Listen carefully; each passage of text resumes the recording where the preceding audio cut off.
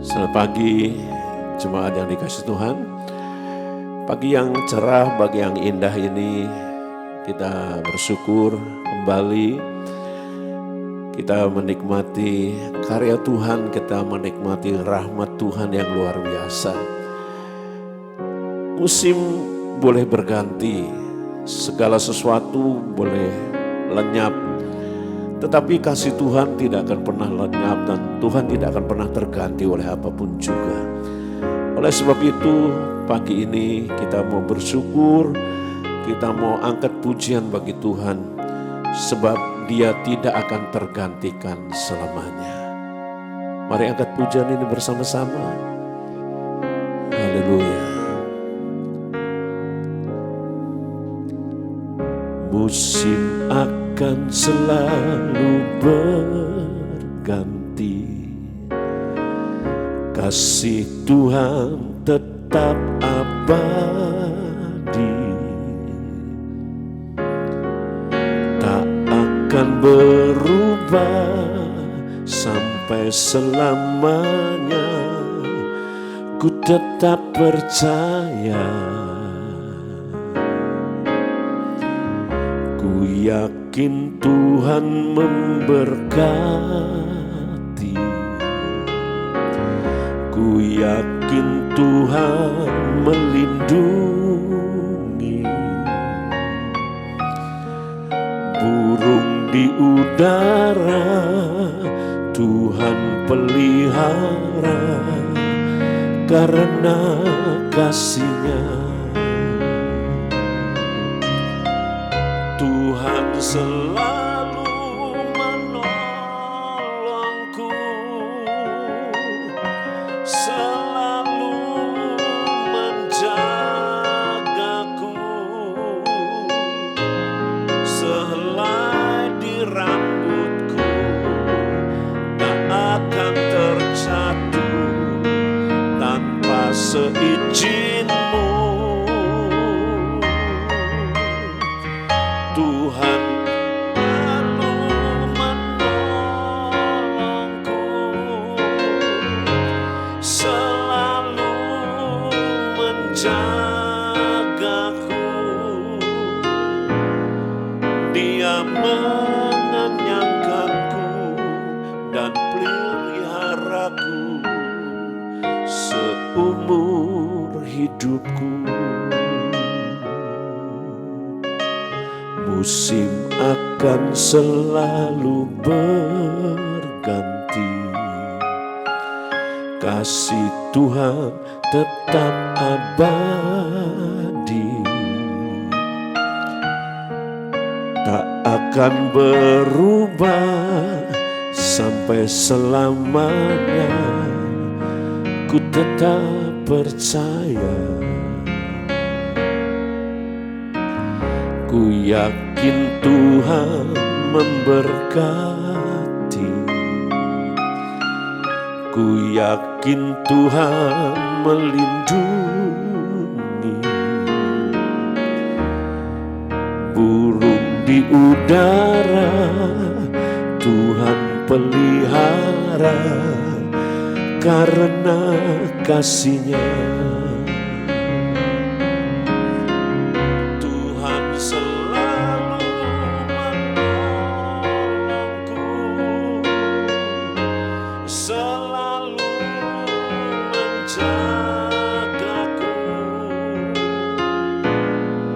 Sehelai di rambutku tak akan terjatuh tanpa seizin-Mu. Tuhan selalu menolongku, selalu menjagaku. Dia dan peliharaku seumur hidupku. Tuhan selalu menolongku, selalu menjagaku.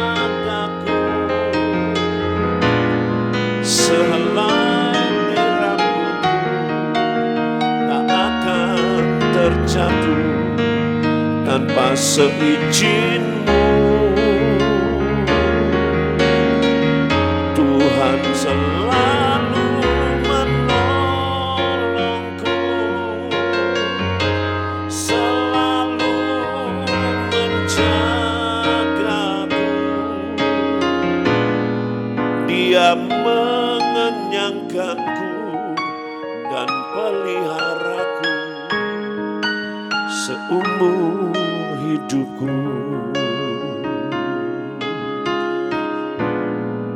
Dia mengenyangkanku dan peliharaku seumur hidupku.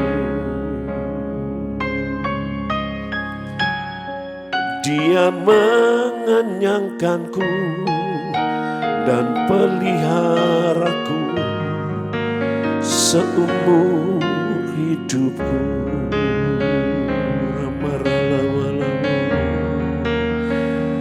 Kau peliharaku,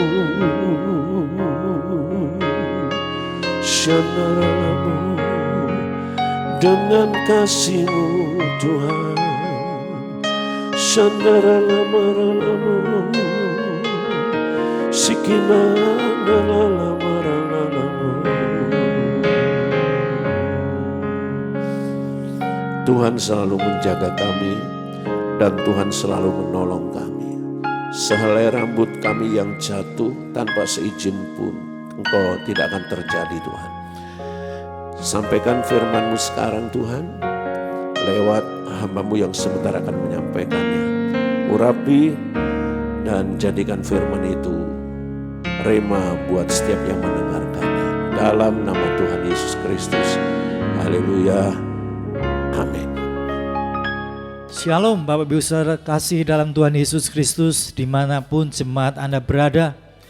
Saya ucapkan selamat pagi. Puji nama Tuhan kalau pada pagi hari ini kita masih diberikan kesempatan untuk bernafas, untuk hidup dalam kesehatan. Saya percaya ini adalah kasih karunia Tuhan. Kita mengucap syukur kepada Tuhan kalau pada pagi hari ini kita boleh memuji menyembah Tuhan, kita masuk di dalam hadirat-Nya. Terlebih dahulu kita mencari wajah Tuhan, kita terlebih dahulu mendengarkan firman Tuhan sebelum kita memulai segala aktivitas kita pada hari ini. Saya yakin dan percaya ketika kita terlebih dahulu mengutamakan Tuhan, maka sepanjang hari ini kita akan hidup dalam pimpinan Roh Kudus, kita akan hidup di dalam berkat-berkat Tuhan yang sangat luar biasa. Di bulan Februari ini Gereja GKI Pondok Daud punya tema khotbah adalah restorasi perkataan. Kalau mungkin di tahun-tahun yang lalu, di hari-hari sebelumnya, ada perkataan-perkataan yang kita ucapkan dari lidah bibir kita yang menyakiti hati orang, yang mengecewakan orang, perkataan gosip, menjelek-jelekan orang lain, bahkan perkataan cacian makian, perkataan memfitnah orang lain. Tetapi biarlah pada tahun 2021 kita rindu bahwa apa yang keluar dari lidah bibir kita ada perkataan-perkataan yang memberkati orang lain, perkataan yang meneguhkan, perkataan yang memulihkan, perkataan yang membuat orang bisa kembali semangat hidup untuk mencari hadirat Tuhan. Ya, pagi hari ini kita akan sama-sama buka kebenaran firman Tuhan di dalam 2 Raja-Raja pasal yang kelima, ayat 21 sampai dengan ayat yang ke-23. 2 Raja-Raja pasal 5, ayat 21 sampai dengan ayat yang ke-23. Akan saya bacakan bagi Bapak Ibu Saudara. Lalu Gehazi mengejar Naaman dari belakang. Ketika Naaman melihat ada orang berlari-lari mengejarnya, turunlah ia dengan segera dari atas kereta untuk mendapatkan dia dan berkata, "Selamat." Jawabnya, "Selamat tuanku." Elisa menyuruh aku mengatakan, "Baru saja datang kepadaku 2 orang pemuda dari pegunungan Efraim dari antara rombongan Nabi.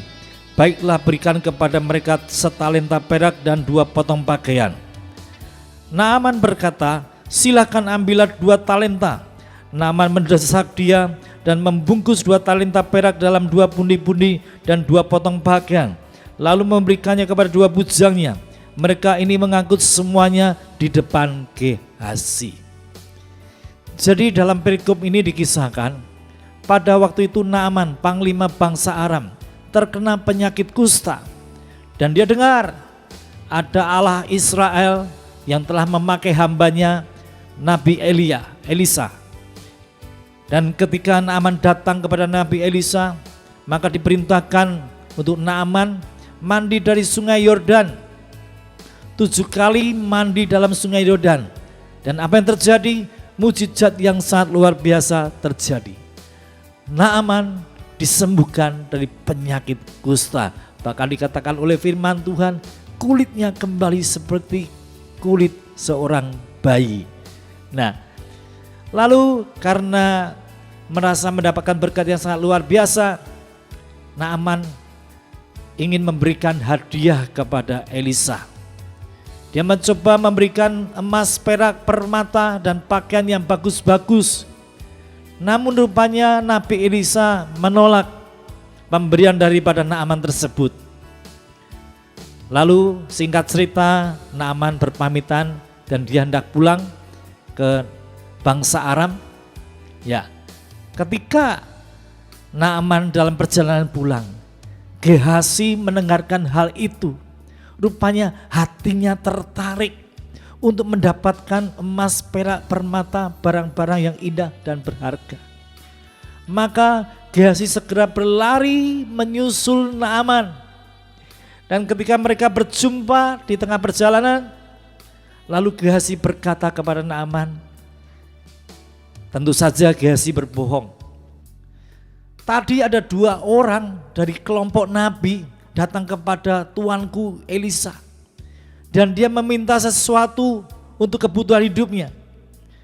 Maka Gehazi meminta kepada Naaman untuk memberikan beberapa perhiasan emas, perak, dan pakaian yang bagus-bagus.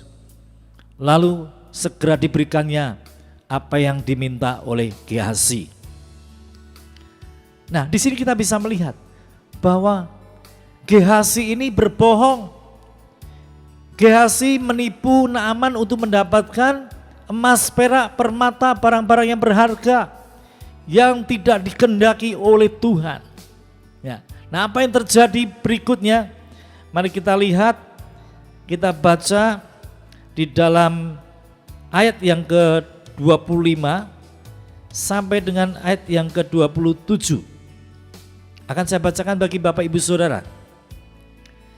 Baru saja Gehazi masuk dan tampillah ke depan tuannya. Berkatalah Elisa kepadanya, dari mana Gehazi? Jawabnya, hambamu ini tidak pergi kemana-mana. Ayat 26, tetapi kata Elisa kepadanya, bukankah hatiku ikut pergi ketika orang itu turun dari atas keretanya mendapatkan engkau? Maka sekarang engkau telah menerima perak dan dengan itu dapat memperoleh kebun-kebun, kebun zaitun, kebun anggur, kebun kambing domba, lembu, sapi, budak laki-laki dan budak perempuan. 27, tetapi penyakit kusta Naaman akan melekat kepadamu dan kepada anak cucumu untuk selama-lamanya. Maka keluarlah Gehazi dari depannya dengan kena kusta putih seperti salju. Saudara terkasih dalam Tuhan Yesus Kristus, kita lihat bahwa setiap dosa itu selalu ada konsekuensi yang harus kita tanggung. Ada hukuman yang harus kita tanggung ketika kita melakukan satu perbuatan dosa. Apa yang terjadi pada Gehazi? Gehazi menipu Naaman, berbohong kepada Naaman. Memang Gehazi mendapatkan barang-barang yang indah, emas, perak, permata. Tetapi akhirnya Gehazi mendapatkan penyakit kusta. Ini sangat ironis. Oleh sebab itu Bapak Ibu Saudara terkasih, kalau kita rindu bahwa tahun 2021 kita boleh mengalami restorasi dalam perkataan, mari kita mau belajar berkata-kata dengan jujur. Ketika kita berkata-kata dengan jujur, saya akan percaya Tuhan menyiapkan berkat yang luar biasa di dalam hidup kita. Kita lihat ayat yang selanjutnya di dalam Amsal pasal 18 ayat 20 sampai dengan ayat yang 21. Amsal pasal 18 ayat 20 sampai dengan ayat yang ke-21. Demikian bunyi firman Tuhan. Perut orang dikenyangkan oleh hasil mulutnya, ia dikenyangkan oleh hasil bibirnya. Hidup dan mati dikuasai lidah. Siapa suka mengemakannya akan memakan buahnya. Nah, saudara perhatikan ayat 20. Dikatakan oleh firman Tuhan, perut orang dikenyangkan oleh hasil mulutnya. Pada awal ketika saya membaca ayat ini, saya bingung Bapak Ibu. Bagaimana mungkin perut orang dikenyangkan? Ini bicara tentang kebutuhan hidup seseorang. Ini bicara tentang penghasilan, ya, pendapatan, gaji yang mereka terima, ya. Dihasilkan oleh hasil mulutnya.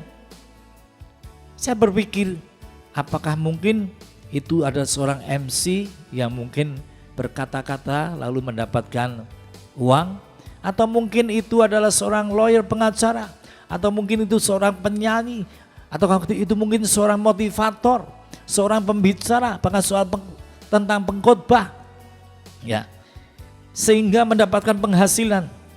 Tetapi ternyata setelah saya renungkan, Tuhan singkapkan, bukan itu. Perkataan perut orang dikenyangkan oleh hasil mulutnya, ia dikenyangkan oleh hasil bibirnya. Ini berbicara tentang kepercayaan. Saya sudah terjun di dalam dunia bisnis lebih daripada 25 tahun. Dan saya melihat fakta dan kenyataan yang ada. Ya. Modal paling utama untuk seseorang berhasil di dalam dunia usaha, itu bukan bicara soal duit. Duit nomor 2. Modal yang paling utama yang bisa membuat seorang pengusaha menjadi pengusaha yang berhasil dan diberkati oleh Tuhan adalah trust, kepercayaan. Dan kepercayaan ini hanya bisa muncul ketika orang tersebut memperkatakan tentang kejujuran. Orang yang tidak pernah bohong, orang yang tidak pernah menipu akan mendapatkan trust, kepercayaan. Dan ketika orang itu mendapatkan kepercayaan, maka dipastikan usahanya pasti akan berhasil dan diberkati oleh Tuhan. Saya seringkali melihat ada banyak orang-orang yang punya talenta, orang-orang pandai, ya, yang seharusnya ketika dia mengelola sebuah usaha, dipastikan orang ini akan menjadi orang yang berhasil karena kepandaiannya. Tetapi betapa sayangnya, ya, seringkali mereka adalah orang-orang yang tidak jujur, orang-orang yang suka bohong, sehingga tidak bisa dipercaya oleh orang lain. Sekali menipu seseorang, mungkin hari itu dia mendapatkan keuntungan yang banyak, mendapatkan easy money, ya. Tetapi untuk selanjutnya, orang ini telah kehilangan kepercayaan dari rekan-rekan pengusaha yang lain. Jadi kembali kepada firman Tuhan, ya, bahwa ketika seorang ingin mendapatkan keberhasilan di dalam usahanya, syarat mutlak, modal utama yang dibutuhkan adalah kepercayaan, integritas, perkataan yang jujur. Nah, Bapak Ibu saudara terkasih dalam Tuhan Yesus Kristus, kita mau belajar. Kalau kita rindu bahwa di tahun ini kita mengalami restorasi perkataan, mari kita belajar untuk kita tidak berbohong, untuk kita belajar jujur, agar kita punya integritas, agar kita bisa dipercaya orang lain. Ya, saya percaya ketika kita menjadi orang-orang yang jujur, punya integritas, maka saya kira percaya berkat-berkat Tuhan akan dicurahkan dalam kehidupan saudara dan saya. Selamat pagi, Tuhan Yesus memberkati.